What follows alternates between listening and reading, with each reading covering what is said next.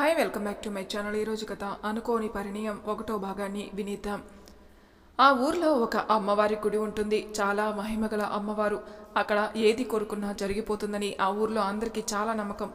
ఎక్కడెక్కడో నుంచి వచ్చి వాళ్ళ కోరికలు తీర్చుకుని మొక్కులు చెల్లించి వెళ్ళిపోతుంటారు భక్తులు. ఆ గుడి ముందు ఒక 4 కార్లు వచ్చి ఆగుతాయి. అందులో నుంచి ఒక 10-15 మంది దిగుతారు. ఒక అబ్బాయిని పెళ్ళికొడుకుగా రెడీ చేసి ఆ గుడిలోకి తీసుకెళ్తారు. మళ్ళీ గుడి ముందు ఇంకా 3 కార్లు ఆగుతాయి. దాంట్లో నుంచి 10 మంది దిగుతారు. ఒక అమ్మాయిని పెళ్లి కూతురుగా రెడీ చేసి ఆ గుడిలోకి తీసుకెళ్తారు. ఆ అమ్మవారి సాక్షిగా ఆ అబ్బాయి ఆ అమ్మాయి మెడలో తాళి కడతాడు. కానీ ఆ అబ్బాయికి మాత్రం పెళ్లి చేసుకోవడం అస్సలు ఇష్టం ఉండదు. ఆ అమ్మాయికి కూడా అంతే. ఇద్దరు కొన్ని కారణాల వల్ల ఆ పెళ్లి చేసుకోవాల్సి వస్తుంది.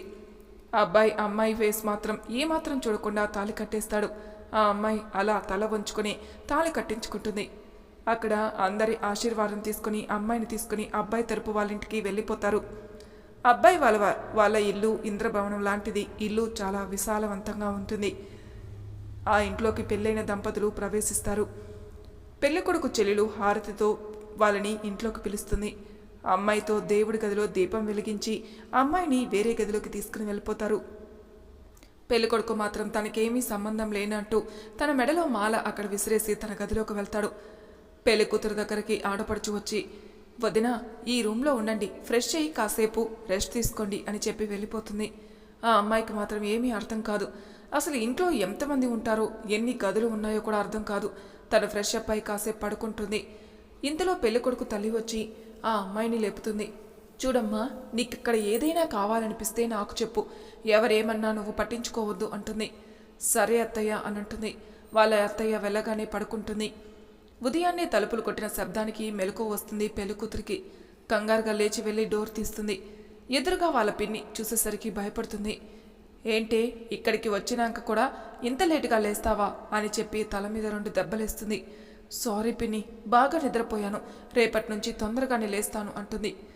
చూడు, ఇది మీ అత్తారిల్లు. వాళ్ళు ఏం చేసినా ఏమన్నా ఒక్క మాట కూడా నువ్వు మాట్లాడొద్దు. మీ నాన్న పరువు నిలబెట్టాలి. నువ్వేదో అలిగి ఇంటికి రావడం అలాంటివి చెయ్యొద్దు. అది గుర్తుపెట్టుకో. ఎప్పుడైనా రమ్మన్నప్పుడే నువ్వు ఏదో ఒక వంకతో రాకుండా ఉండు అని చెప్తుంది. ఇందులో వాళ్ళ అత్తయ్య వస్తుంది. పెళ్లి కూతురే మన హీరోయిన్. తన పేరు సిరి. సిరి అనుకుంటూ వాళ్ళ అత్తయ్య పిలిచి, లేచావా అమ్మ, స్నానం చేసిరా, పూజ ఉంది, రెడీ అవ్వు అని పట్టుబట్టలు అక్కడ పెట్టి వెళ్ళిపోతుంది.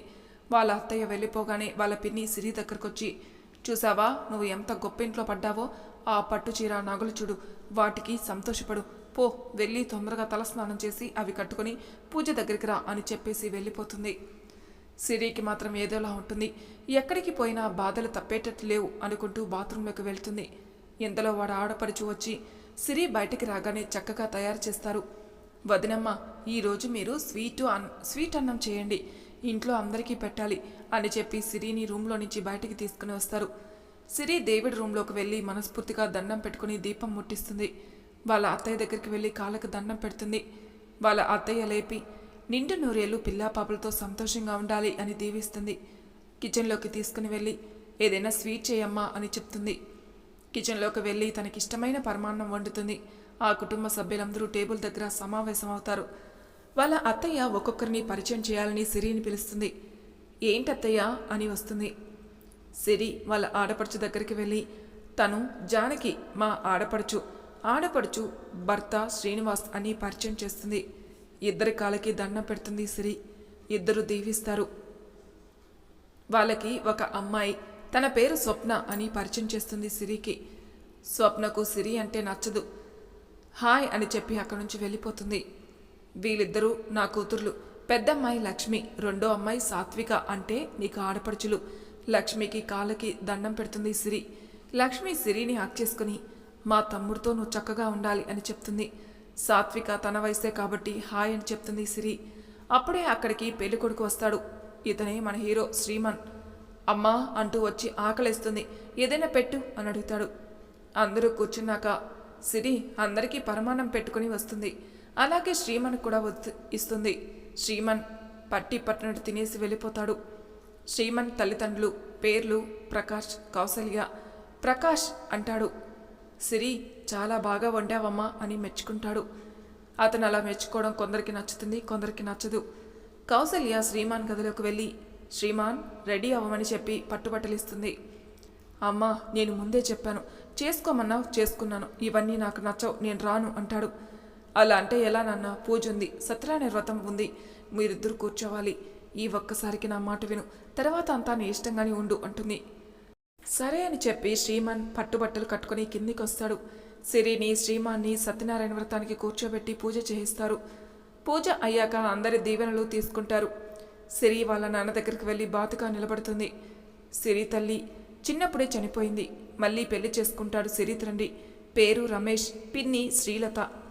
రమేష్, సిరి చక్కగా ఉండమ్మా, నువ్వు అనుకోగల అమ్మాయివని నాకు తెలుసు, అయినా అల్లుడు ఏమైనా కోపంగా అంటే అంతగా పట్టించుకోకు, మీ పిన్ని గురించి తెలుసు కదా, అక్కడ నరకం చూసిన దానికంటే ఇక్కడ ఉంటే సుఖపడతావు అని చెప్తాడు రమేష్. సరే నాన్న, మీ ఆరోగ్యం జాగ్రత్త అంటుంది సిరి. అప్పుడే వాళ్ళ పిన్ని వచ్చి సిరిని పక్కకు తీసుకెళ్ళి, నేను చెప్పిందంతా గుర్తుంది కదా, నువ్వు ఎట్టి పరిస్థితుల్లో మా ఇంటికి రావాల్సిన అవసరం లేదు, చావైనా బ్రతికైనా నీకు ఇక్కడే నిర్ణయించుకో, నువ్వు చేస్తున్న జాబ్ కూడా వాళ్ళకి ఇష్టమైతే నీ చెయ్యి, లేకుంటే ఇంట్లోనే ఉండు అని సిరికి చెప్పేసి వెళ్ళిపోతుంది. తనకిచ్చిన గదిలోకి వెళ్ళి కూర్చుంటుంది సిరి. తన బ్రతికేంటో తనకే అర్థం కావట్లేదు. పుట్టినప్పటి నుంచి పిన్నితో కష్టాలు పడ్డాను, ఇప్పుడు పెళ్ళయింది, ఎవరు ఎలాంటి వారో తెలియట్లేదు, తాళి కట్టిన వాడు చూడకుండానే తాళి కట్టేశాడు, అక్కడే తెలిసిపోతుంది నా మీద మనసు లేదని, ఇష్టం లేకుండా పెళ్లి చేసుకున్నానని అంటే ఎప్పటికీ నా బతుకు ఇలాగే ఉంటుందా అని బాధపడుతూ ఉంది సిరి. కౌశల్య వచ్చి, కాసేపు రెస్ట్ తీసుకో అమ్మా, ఈరోజు మీకు ఫస్ట్ నైట్ ఏర్పాటు చేస్తున్నాం అని చెప్పేసి వెళ్ళిపోతుంది. రెండు మనసులు కలిస్తేనే ఫస్ట్ నైట్ అవుతుంది, విభిన్న మనసులు కలిస్తే ఎలా అవుతుంది, ఇంకా అది సాధ్యం అసాధ్యం అనుకుంటుంది మనసులో. రాత్రి అయ్యాక సిరిని మంచిగా అలంకరించి శ్రీమాన్ గదిలోకి పంపిస్తారు పాల గ్లాస్తో. శ్రీమాన్ సిరిని చూసి అటు పక్కకెళ్ళి కూర్చుంటాడు. సిరి పాల గ్లాస్ పక్కన పెట్టి శ్రీమాన్ దగ్గరికి వెళ్ళి కాళ్ళకి దండం పెడుతుంది. శ్రీమాన్ పక్కకు లేచి వెళ్ళిపోతాడు. చాలాసేపు ఇద్దరు మౌనంగానే ఉంటారు. సిరికి ఏం చేయాలో అర్థం కావట్లేదు. శ్రీమాన్ మాత్రం అలాగే నిల్చుని ఉంటాడు. మీరు ఇష్టం లేకుండా పెళ్లి చేసుకున్నారని నాకు అర్థమైంది, అలా అర్థమైనప్పుడు పెళ్లికి ఎందుకు ఒప్పుకున్నావు, నా డబ్బును చూసే కదా అన్నాడు. మీరిలా అనుకుంటున్నారా, మీ డబ్బుని చూసే పెళ్లి చేసుకున్నానని? మీకున్న కారణాలే నాకు ఉండొచ్చు. నాకున్న కారణం ఏంటో తెలుసా? అంటే నాకు ఉన్నవే నీకు ఉన్నాయా? అంటే నువ్వెవరైనా ప్రేమించావా?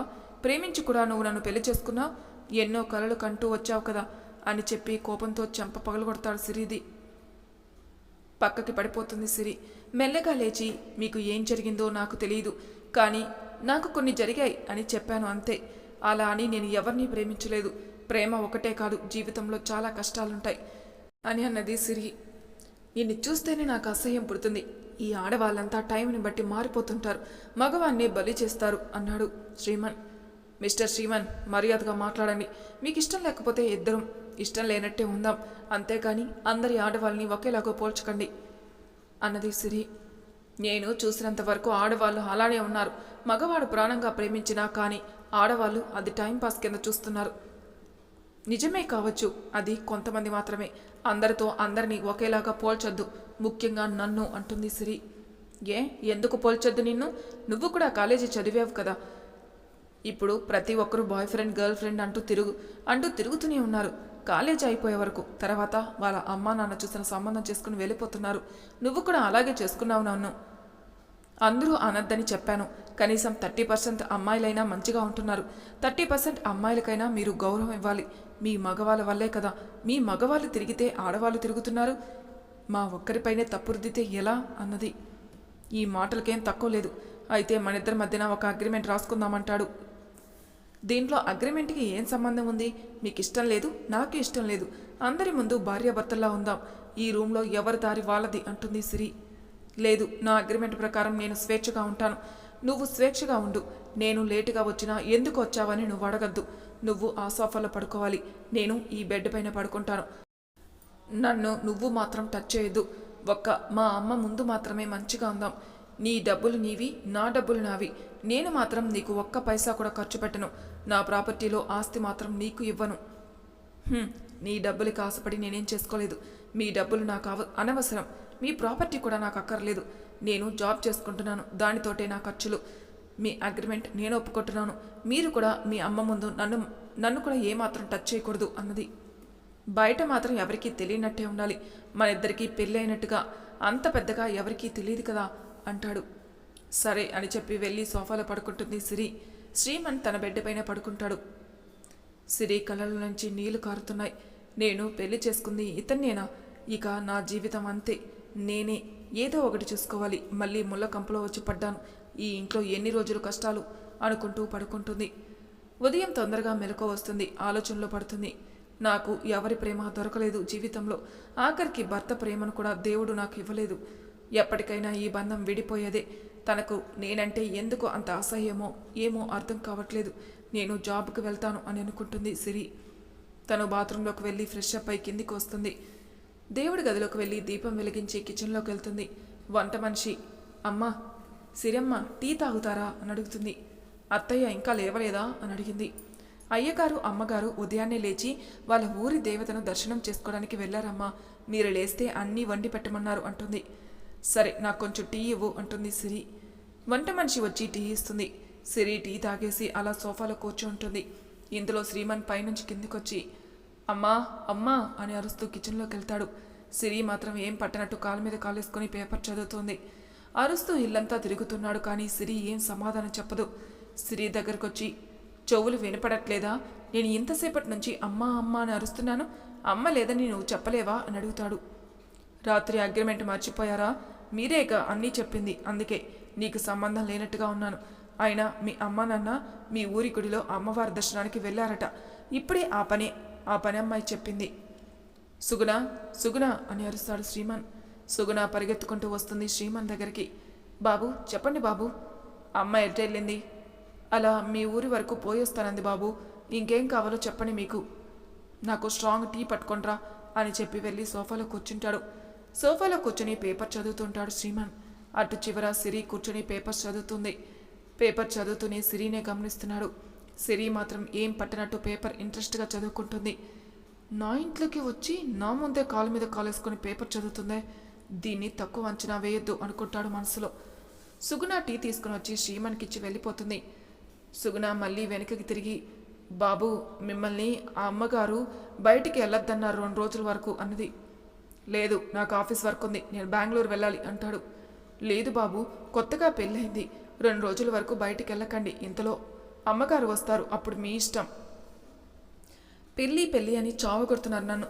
ఈ పెళ్లి చేసుకుని ఇంకేం సాధించాలి అని చిరాగ్గా అక్కడున్న టేబుల్ని తన్నేసి రూమ్లోకి వెళ్ళిపోతాడు శ్రీమన్.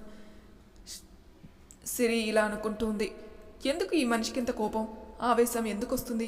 ఏం జరిగింది తన జీవితంలో అసలు? ఏ అమ్మాయితోటైనా దెబ్బతిన్నాడా? వద్దులే, నాకెందుకు వచ్చింది, నేను కొన్ని రోజులు ఉండిపోయేదాన్ని అనుకుంటూ కిచెన్లోకి వెళ్ళి వంట చేయాలని కూరగాయలన్నీ కట్ చేస్తుంది. సుగుణ వచ్చి మీరెందుకమ్మా, నేను అన్నీ చేసి పెడతాను, మీరు వెళ్ళి రెస్ట్ తీసుకోండి అంటుంది.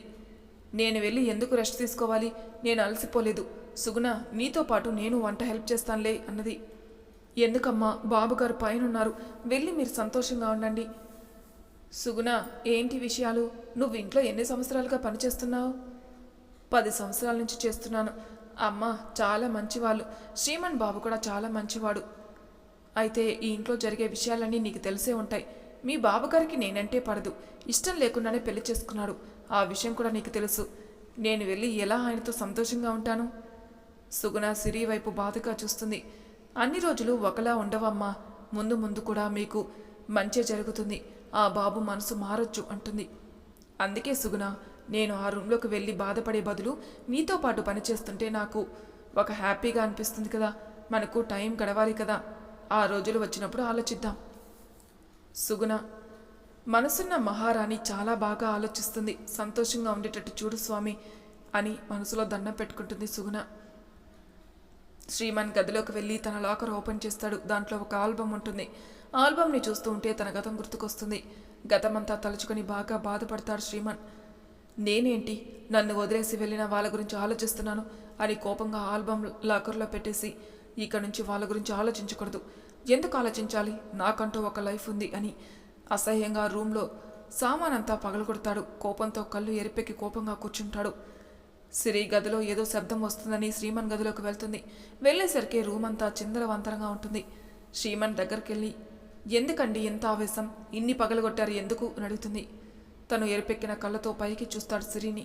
కోపంగా సిరి దగ్గరికి వెళ్ళి గొంతు పట్టి గోడ కదిమి పైకి లేపుతాడు. నా విషయంలో కలుగు చేసుకోవద్దని చెప్పానా అర్థం కాదా అని గొంతుని పట్టుకుంటాడు. సిరికి ఊపిరి అడ్డం లేదు. కాళ్ళు కింద కొట్టుకుంటూ ఉంటే అప్పుడు సిరిని వదిలేస్తాడు. సిరి పక్కకు పడి బాగా దగ్గుతుంది. కాసేపు అలాగే కూర్చొని శ్వాస తీసుకుని కళ్ళలో నుంచి నీళ్లు కారుతున్నాయి. మళ్ళీ నరకంలో పడ్డాను, వీడికి ఎప్పుడు కోపం వస్తుందో తెలియదు అనుకుంటుంది. ఇంత జరగడానికి కారణం వీడి జీవితంలో బలమైన కారణం ఏదో ఉంది. అయినా ఇంత కోపంగా శాడిజంగా సైకోగా ఉంటే ఏ అమ్మాయినా ఎందుకుంటుంది? అందుకే వెళ్ళిపోయినట్టుంటుంది ఈ సైకోగాన్ని వదిలేసి అని తిట్టుకుంటుంది. మళ్ళీ శ్రీమన్ సిరి దగ్గరకు వచ్చి, ఏంటి తిట్టుకుంటున్నావా? నా జోలికి రాకు, ముందే చెప్పాను, నన్ను ఎలా ఉన్నా కదిలించొద్దు. ఇప్పుడు వదిలేశాను, లేకపోతే నా చేతిలో చచ్చుంటావు. చూడు, నేను బెంగళూరు వెళ్తున్నాను, అమ్మ వాళ్ళకి వచ్చినాక చెప్పుకో, నీ ఇష్టం అని చెప్పి అన్నీ ప్యాక్ చేసుకుని శ్రీమన్ బెంగళూరుకి వెళ్ళిపోతాడు. శ్రీమన్ బెంగళూరు ఫ్లైట్లో వెళ్తున్నాడు. తన పక్క సీట్లోనే ఇద్దరు భార్యాభర్తలు కూర్చుని సరదాగా ఉంటారు. శ్రీమన్ వాళ్ళ మీద దృష్టి పెడతాడు. వాళ్ళు ఎంతో ఆనందంగా ఉన్నారని వాళ్ళనే చూస్తూ ఉంటాడు శ్రీమన్. బెంగళూరు లాగానే దిగుతుంటే ఆ జంటని చూడాలనుకుంటాడు. వాళ్ళకంటే ముందు వెళ్ళిన జంటను చూడాలని నిలబడతాడు. నిలబడి ఆ జంటను చూసేసరికి నరాలని పొంగినట్టుగా కోపానికి వస్తాడు. ఛీ, నేను చూసింది వీళ్ళేనా అనుకుంటూ అక్కడున్న క్యాబ్ ఎక్కి కోపంగా వెళ్ళిపోతాడు శ్రీమన్. మనసులో కోపం, బాధ, ఆవేశం అన్నీ వస్తున్నాయి శ్రీమన్కి. ఎంతగా ప్రేమించాను, ఎంత బాగా చూసుకున్నాను, నా గుండెలో స్థానం ఇచ్చాను, అన్ని విధాలా తనకి అనుగుణంగా ఉన్నాను. అయినా నన్ను మోసం చేసింది. తనకు తెలియకుండానే తన కళ్ళల్లో నుంచి నీళ్లు కారుతున్నాయి. తను బుక్ చేసుకున్న హోటల్ రాగానే కారులో నుంచి దిగి రూమ్లోకి వెళ్ళిపోయాడు. వెళ్ళి అలాగే పడుకుండిపోయాడు శ్రీమన్. మరి తర్వాయి భాగంలో ఏం జరుగుతుందో నెక్స్ట్ ఎపిసోడ్లో తెలుసుకుందాం. అంతవరకు నా ఛానల్ సబ్స్క్రైబ్ చేయని వాళ్ళు ప్లీజ్ సబ్స్క్రైబ్ చేసుకోండి. లైక్ చేసి షేర్ చేయండి. మీ అభిప్రాయాలు నాకు కామెంట్ రూపంలో తెలియజేయండి. Thank you for listening.